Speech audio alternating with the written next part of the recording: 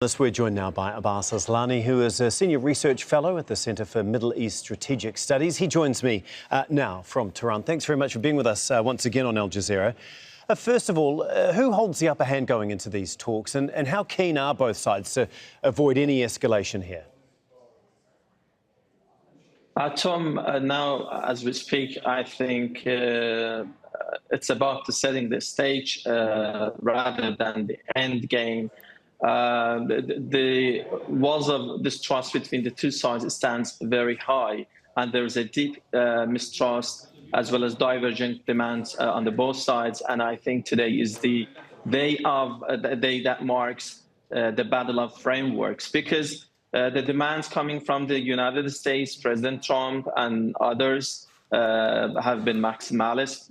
Sometimes it's a non-starter for Iran, which could create tensions in the region furthermore.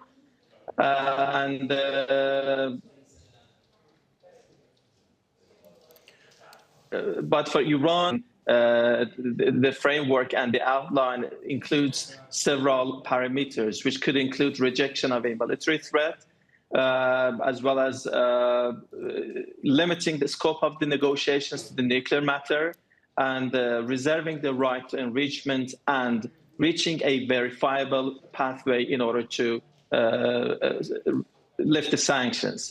But what we have been hearing from the American side contrasts, and the different and contrasting positions from Iran and the United States somehow creates a complicated and a rocky road ahead.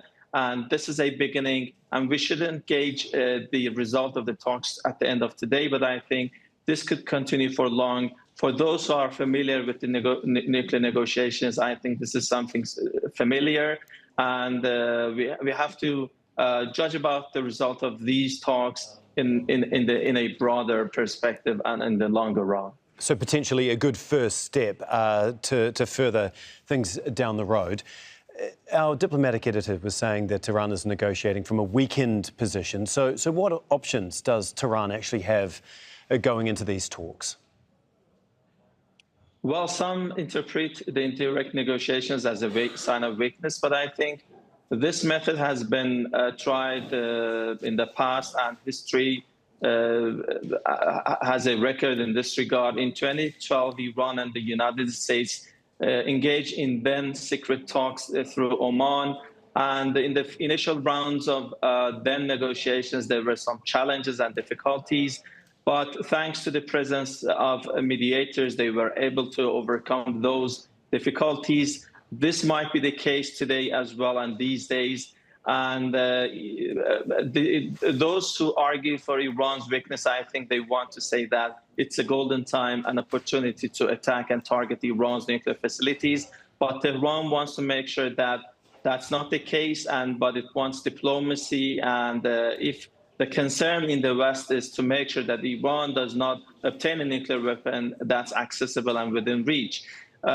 If you look at the internal dynamics in Tehran, you're seeing a broad consensus in the capital city and in the country. This creates a significant diplomatic backing for the negotiating team. But on the other side, we are hearing and seeing mixed signals coming from the United States. This creates uncertainty about the precise parameters that the U.S. delegation will bring to the table in Muscat, Oman. And that is why it's a bit more complicated for Iran to chart a clear path to move forward. That's why Iran's top diplomats are saying that this is a test for the United States to indicate that they are seriously looking for a deal with the country. And this can be within reach if they are truly pursuing that agreement.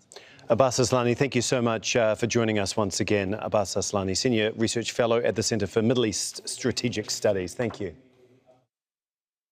My pleasure, Tom.